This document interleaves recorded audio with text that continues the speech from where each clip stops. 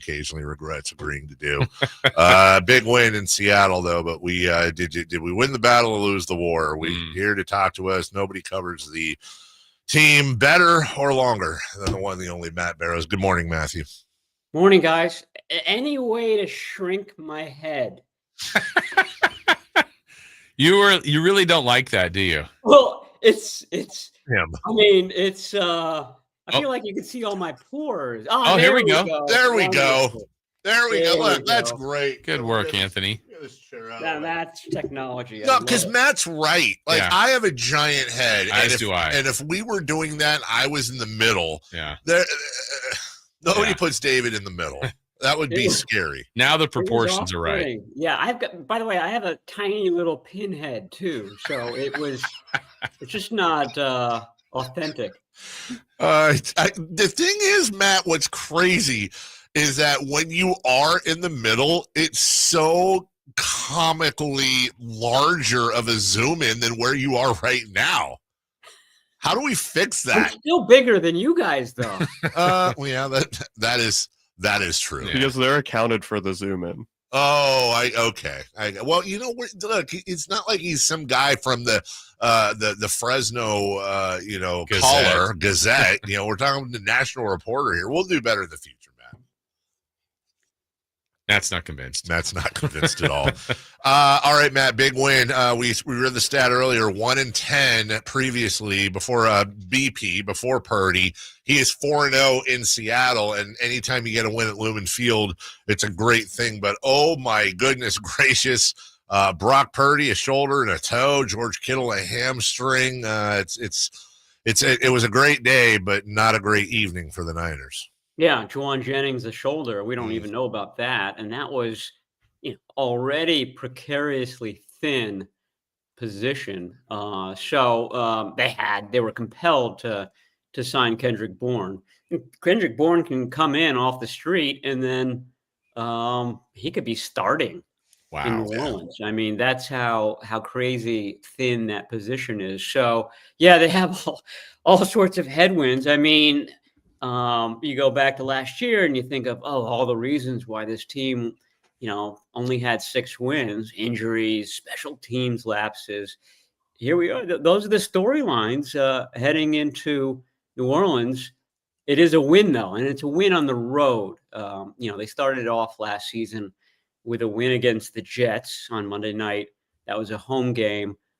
This is a little bit more impressive, I think, on the road in Seattle against a better Seattle team. I do think that Seattle, like the 49ers, is,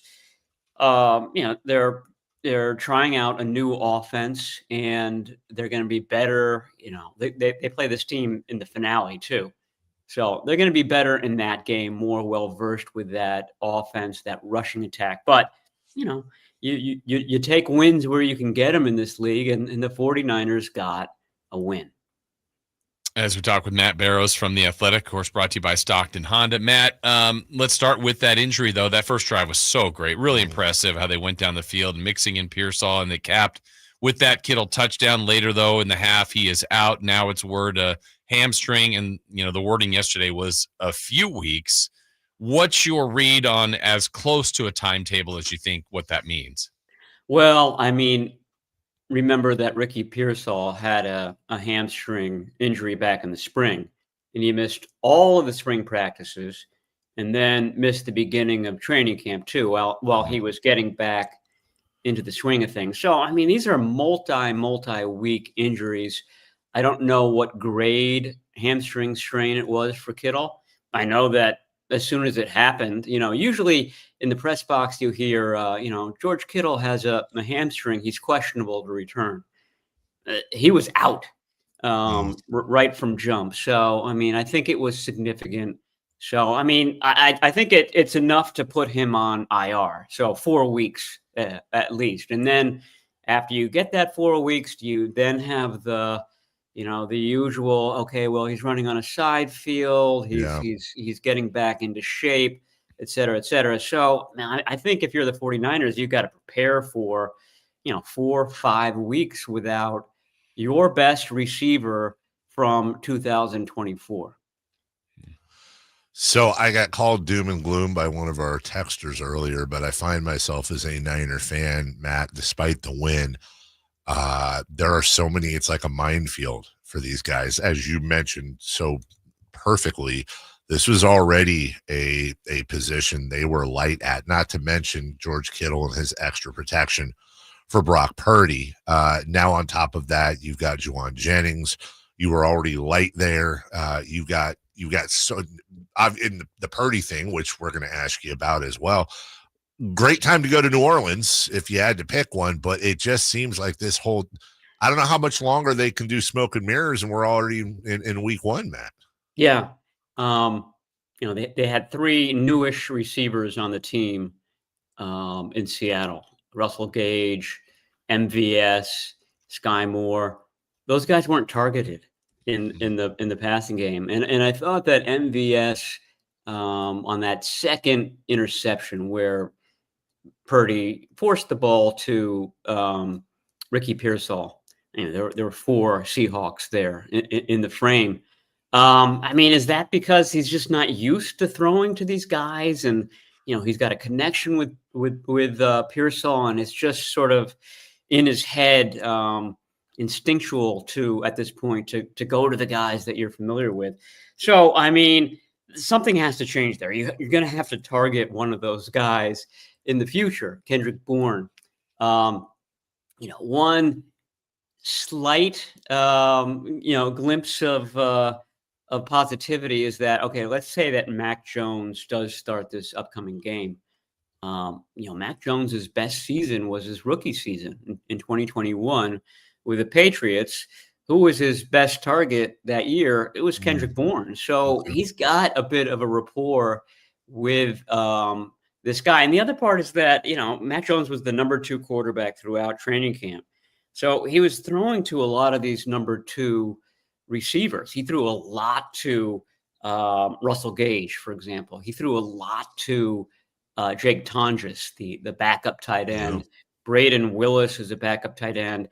He might have been Mac Jones's favorite target in training camp. I wrote a lot about that Mac Jones was to Braden Willis as Brock Purdy was to George Kittle in training camp. They threw a lot to their tight ends, and because those 2 were number 2s, they spent a lot of time together. So, if you have to kind of search for the silver linings here, but that might be one heading into this game in the Superdome.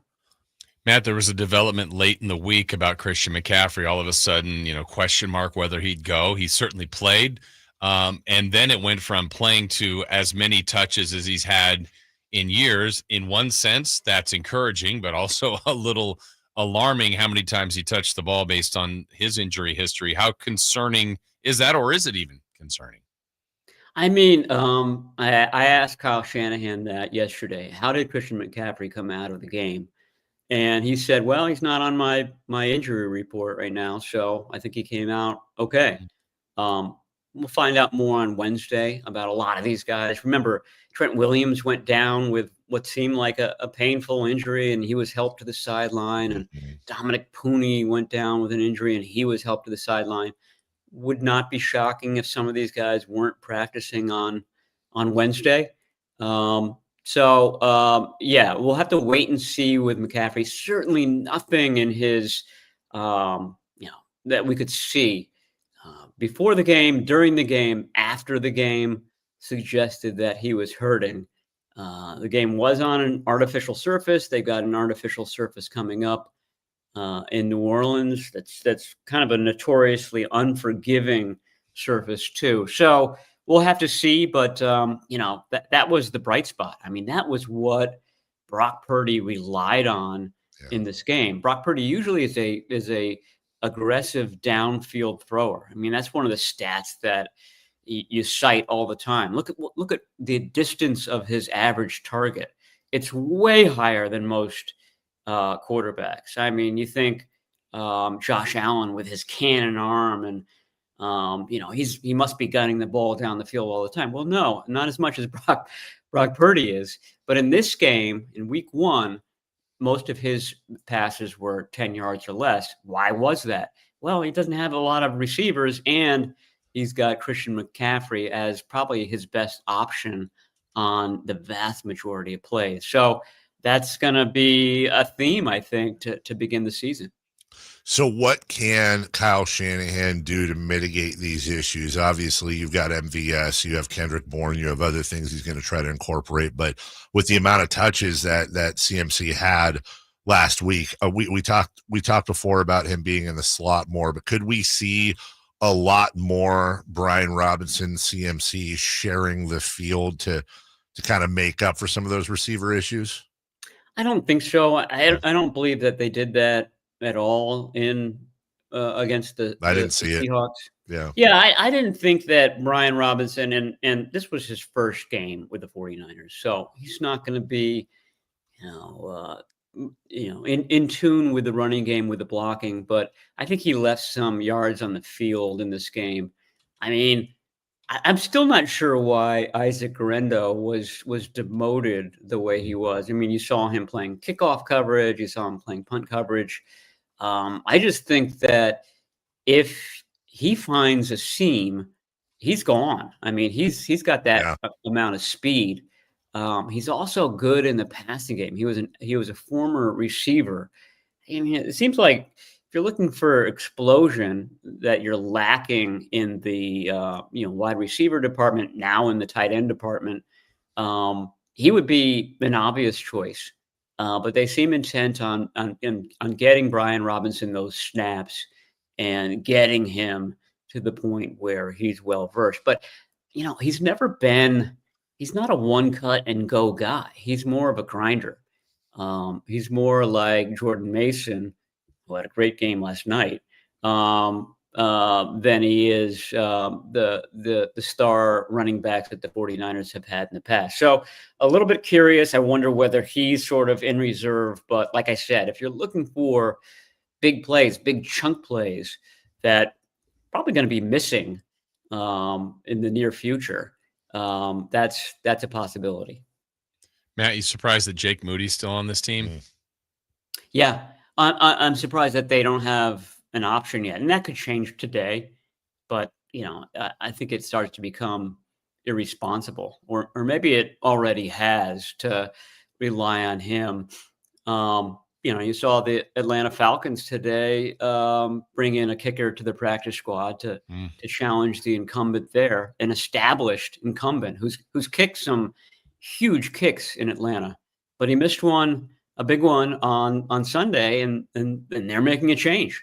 So I don't quite understand why the 49ers haven't done so. I try to put myself into the mind of Kyle Shanahan, John Lynch. I would have made a change by now, but I think their thinking is that first of all, I think the overarching problem is that they don't want to think about special teams. Right. They think, okay, if we're gonna draft the best kicker in the third round in the last 10 years, and that's what everybody says. This is the best kicker to come out in a long time. That's going to allow us just to kind of forget about special teams and just kind of let that go. So I think that's been a problematic on special teams in general on this team. And now the current issue is that they still think that Jake Moody has talent, and they don't want to let him go now and have him show that talent, have him become the second coming of Robbie Gould on the Houston Texans or the Miami Dolphins or some other team. I do think that young kickers always have to sort of get bloodied up and go through these growing pains, and they're tougher and better for it in the future. I think you could have done that though with an undrafted guy, and you see those types of guys all throughout the league. The fact that you drafted him in the third round puts an extra layer of pressure on him. So you're already young, you're already under all this scrutiny. And now you've got that extra burden of being the highest draft pick in a long time at that position. So I got a quick question for you, and then my real question, because I want to bring back a conversation Jason and I were having yesterday about Jake Moody, sort of. So when you look at Jake Moody and the issues he's had and kickers in general sometimes, and like you said, you don't want to forget about it, or you don't want to think about it. What round draft pick would you speculate it would take to get Brandon Aubrey off of Dallas? We were trying to figure out what his value was. Yeah, gosh, I'm not an Aubrey aficionado. Oh, gotcha. I mean, six. Six. He's He's such a guess. yeah. I mean, Yeah. it's supply and demand, so the Cowboys would gin that up for sure because they know that the 49ers are desperate. But Right. you don't have to do that. I mean, Greg Joseph, the guy that was, I'm putting this in quotation marks for everybody who's only listening to this, was part of a competition with Moody to begin training camp, and was doing fine. I mean, it's not like he lost the competition. And he's still available. There are other kickers who are still available. Remember, the 49ers brought in 2 kickers last year when Moody got hurt. They were pretty good when they were here. They weren't great on kickoffs, but they were fine with the field goals. So there's just a lot of kickers out there. I think it has to do with, like I said, mental toughness and experience and having been, through the ringer and being a better kicker for it. So you need to find that guy. They're out there. So I just to follow up, because, and again, this is where it gets into dumb sports talk radio, and we don't do that here. So it's all speculation, but John Lynch took him in the 3rd round, and you don't understand why he's still with the team. I don't understand why he's still with the team. Most people don't get it. Oh, and by the way, I don't know, you're closer to the team than we are, but they actually had a sideline report during the game. I don't know if it was Lisa Salters, I forget who it was, but was saying a lot of consternation on the sidelines. It sounds like maybe even his teammates are at the point where they're like, dude, we need to figure this out. Is it stubbornness? Is there a little stubbornness going on here? Because it's not like John Lynch and Kyle Shanahan are dumb. It doesn't make sense to me. Yeah, well, yeah, I think all of the above. I think you're right. I mean, how can that not be the case? I mean, we saw the 49ers go for it on 4th down a number of times instead of kicking a field goal. I mean, that tells you all you need to know about faith in him. And like I said, I think they are going to make some sort of change. Whether it's cutting Moody or bringing in someone else, I'm not sure. They keep falling back on, well, we think he's really talented. At some point, the talent that you expect to see in the future is not worth the struggles you're seeing right now. Yeah. And frankly, all these injuries are going to make this a team that has a lot of 17 to 13 games. Mm-hmm. There's going to be a lot of close calls. I mean, everybody thinks, this is going to be a cakewalk in New Orleans. It's not going to be a cakewalk in New Orleans. It's going to be a hard-fought game in New Orleans that is going to come down to field goals. So if you're not confident in him, then you need to make a change. And I think that the 49ers will. I don't know if that means that, today is usually tryout day, Tuesday. So they bring, if there's a position that they need help with, and that could be a number of positions for this team, this is the day that they do it. So that might be the case. It seems to me as if it's simple, though. Greg Joseph was here. They obviously brought him in because they liked him at some point. He's already worked with the snapper and the holder. Why are you dragging your feet on that?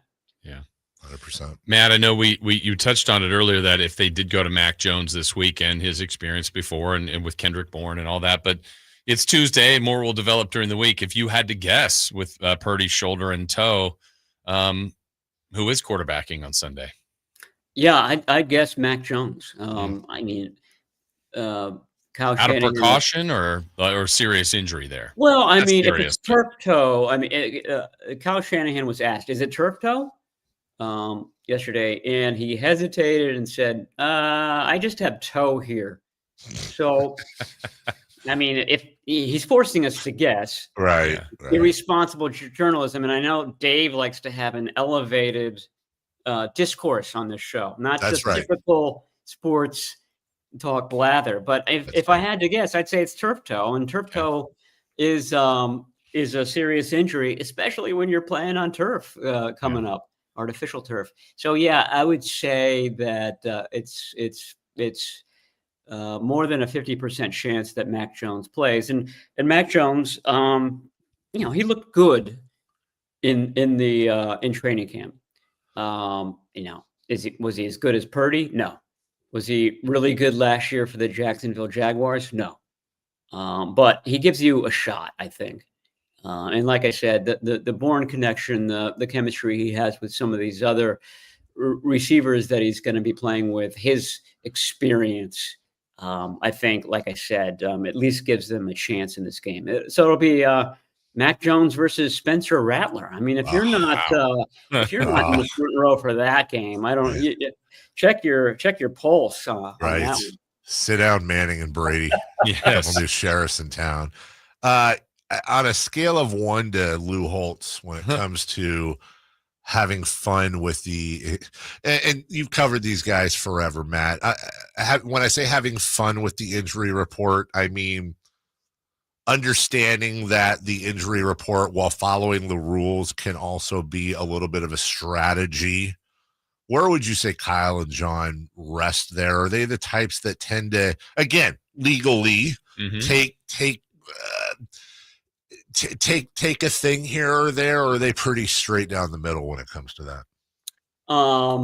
I'd say they're straighter down the middle than most. But remember going into last season, was Christian McCaffrey had a calf. He's got a calf injury. Calf. And then right before the Jets game, it's Achilles tendonitis that he's been suffering from. Oh, okay. That's a little different. I know they're in the same region, but they are different injuries. One is a tendon, one is a muscle. And the other day, Shanahan slipped when he was talking about McCaffrey, and he said McCaffrey's been dealing with the arthritis. And then he was called on it, and he's the question was, you said arthritis the other day, and he said, I thought arthritis and tendonitis were the same thing. So I don't believe that Kyle Shanahan thinks that arthritis and tendonitis are the same thing. So you get you get the coach who doesn't know medical terms shtick a lot from head coaches. I mean, Dennis Erickson was famous for it. I can't tell one of the stories on the air, but it's a good one. But, they all pretend like, wow, I don't know. I don't have a medical degree. I can't tell you that stuff. They very much want to know the details of each of these injuries. They have that in their mind when they come up to the podium. So, there's a lot of playing dumb, but I don't think that there's a lot of shenanigans. And in fact, that was one of the reasons I thought that McCaffrey might play is because they did only put calf on this latest injury report, and Achilles was not mentioned. If it has to do with the Achilles, they're compelled, they should, by the rules, put that on them, be as specific as possible. And they limited it to calf for the Seahawks game. Last thing for you, because we're out of time, but it's been a while since I've checked in on this. It's been a long time since I've been on a beat of any team. But back in the day, it used to be the catch-all on the injury report, Matt, and you'll know where I'm going with this. Used to be flu-like symptoms, whether it was a night out that went wrong, or maybe how do I do this here? Maybe a visit to the doctor and something happened you don't want to share publicly. There's catch-alls generally. Is it still, you think, flu-like symptoms, that type of thing? Gastroenteritis? I don't know. I know that poor Deebo Samuel had pneumonia last year. And I forget what I don't think that there's a designation for pneumonia. But that was revealed later that week that's what he was suffering from. So, they don't. again, they're required to have a very specific body part. Right. And, you know, you know what they put? They put illness now. There you And, go. illness. There And you these go. days, you know, illness was code for COVID. Right. For the last 2 or 3 years. So, Right. Exactly. I'm sure that was used for COVID in 2020 and 2021, 2022. Matt Barrows, brought to you by Stockton Honda, covers the 49ers for The Athletic. You will not find better coverage of the 49ers than Matt Barrows and all the work he does. He joins us each and every week, usually Mondays, except for travel days. Nice enough to join us today for Niners at 9. Matt, have a wonderful week. We'll talk to you next week. Thank you. All right. Sounds good. Thanks for having me on, guys. All right. Thank you. Take care, brother. One away as we go to break here. All right. I didn't want to do this with him on here. So just to be clear, there are players in sports that go out and they get hung over. But one thing, is that what you meant? But no, the one that I, you know, out of respect for Matt, but let's just be honest, young millionaires, Adonis bodies, great looking guys. Do you really think athletes don't get STDs? But you're never going to see that Fred Smith's going to be out 2 to 4 weeks, chlamydia. Like, it's not happening. And as he said, you have to designate a body part. You're not going to see that either. So I'm always fascinated with what I promise you every year in the NFL and NBA. At least a couple of athletes are dealing with the itch that don't go away for a while. But they're not putting that on the injury report. But it's one heck of a PSA. It's a wonderful Read that fine print on the injury report. Day to day. Yeah, it's always flu-like symptoms or illness. Just whenever you see flu-like symptoms or illness, might be the flu. Yeah. Might be gastroenteritis, might be a number of things, but every once in a while, somebody swam in the river.